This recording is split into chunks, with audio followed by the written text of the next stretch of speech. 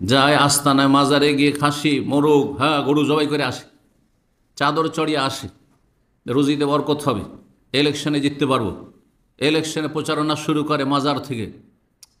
মুশরিকেরা, মুশরিক, এদের জন্য জাহান্নাম তৈরি আছে যদি তওবা করে ফিরে না আসে। তওবার রাস্তা খোলা আছে, তওবার রাস্তা কতক্ষণ পর্যন্ত খোলা আছে? যতক্ষণ দুটো চোখ বন্ধ হয়নি, মরণ যতক্ষণ আসেনি, তওবা দরজা খোলা আছে। আল্লাহ সকল পাপিষ্ঠ মুসলিমদেরকে তওবা করে ফিরে আসার তৌফিক দান করুন। তারপরে জাহান্নামী স্থায়ী আর অস্থায়ী, যারা ঈমান ভঙ্গ করেছে মুসলিম সমাজের একেবারে, তার স্থায়ী জাহান্নাম, চিরকাল জাহান্নামে থাকবে, যেমন অমুসলিম কাফেরা চিরকাল জাহান্নামে থাকবে।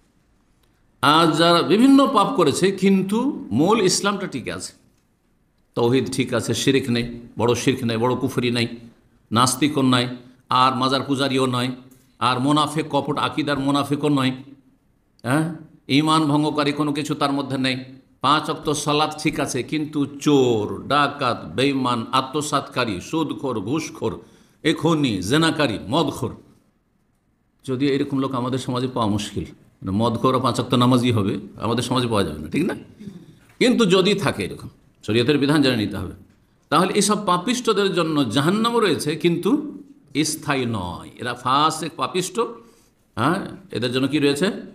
অস্থায়ী জাহান্নামও রয়েছে। ইনশাআল্লাহ শেষ দিকে যখন আমাদের জাহান্নামের ধারাবাহিক আলোচনা আসবে তখন স্থায়ী জাহান্নামী, অস্থায়ী জাহান্নামী, জাহান্নামে যাওয়ার কারণ, যেমন জান্নাতে যাওয়ার কারণ সম্পর্কে 2টি আলোচনা করেছি, ঠিক তেমনি জাহান্নামে যাওয়ার কারণগুলি, জান্নাতে যাওয়ার উপায় সম্পর্কে বলা হয়েছে, ঠিক তেমনি জাহান্নামে যাওয়ার যে কারণগুলি রয়েছে, তখন আসবে স্থায়ী জাহান্নামী কারা, অস্থায়ী জাহান্নামী কারা। তবে প্রথম আলোচনাতে ভূমিকা স্বরূপ যে কথাগুলি বললাম, এতে একটা স্পষ্ট ধারণা আসবে যে আপনি জান্নাত চাইলে আপনাকে কোন পথ ধরতে হবে, আর জাহান্নাম যদি যেতে চান তাহলে কোন পথে আছেন চিন্তা করুন, আর কোন পথে যাচ্ছেন। আল্লাহ বুঝার তৌফিক দান করুন। আবার বলছি, জাহান্নাম তৈরি করা আছে, অইদ্দাত কার জন্য তৈরি করা আছে? মূলত কাফের জন্য তৈরি হয়েছে, মুসলিমের সন্তানের জন্য জাহান্নাম তৈরি করা হয়নি।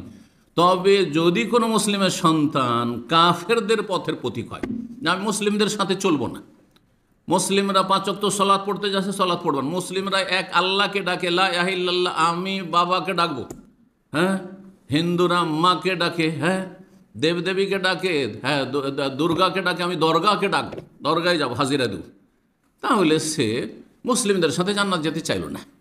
ইল্লামান আবা, জান্নাতে যেতে অস্বীকার করছে সে, যদি জন্মসূত্রের মুসলিম।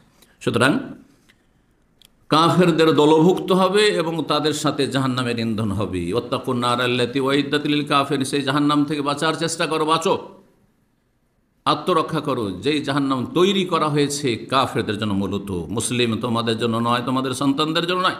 তোমরা কাফেরদের পেছনে ছুটো না, ওয়ালা তাত্তাবি খুতুওয়াতিশ শায়তান, শয়তানের পদাঙ্ক অনুসরণ করিও না। আল্লাহ হিদায়াত দান করুন।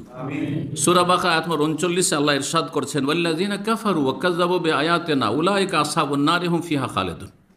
যারা অমান্য করেছে, কাফের কোনো গাল নয়, কাফের কাকে বলে? যে অমান্য করে, অমান্য করে ইসলামের কোনো বিধানই হয়তো মানতে চায় না, সবগুলো অমান্য করে, অথবা কোনো একটি বিধান যদি অমান্য করে, অস্বীকার করে, আমি এটা মানি না, তাহলে সে কাফের।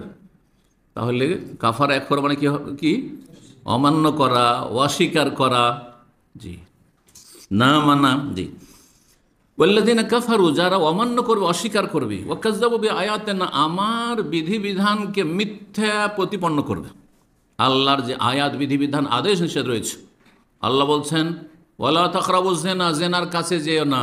আর এক শ্রেণীর মুসলিম আছে বলছে জেনা ধর্ষণ যদি হয় তাহলে সেটা সামাজিক অপরাধ, আর সাবালক সাবালিকা যদি হয়ে যায় তাহলে সেটা আইনত, হ্যাঁ, দণ্ডনীয় নয়, কারণ সাবালিকা 18 বছর হয়ে গেছে আর সে ছেলে 21 বছর হয়ে গেছে ইত্যাদি।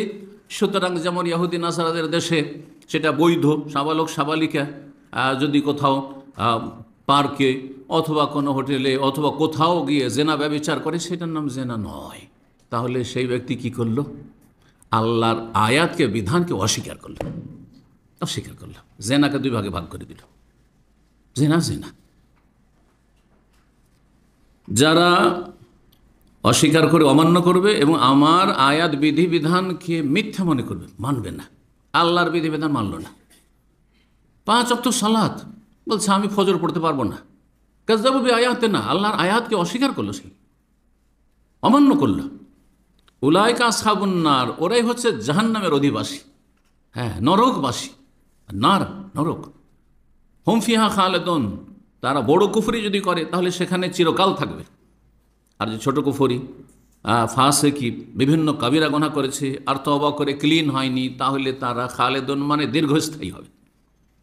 খালেদুন, স্থায়ী কথাটি দুই অর্থে ব্যবহার হয় আমাদের ভাষাতেও। হ্যাঁ, একটা হচ্ছে আসলে স্থায়ী হওয়া, আর একটা হচ্ছে দীর্ঘ সময় কোনো জায়গায় থাকা।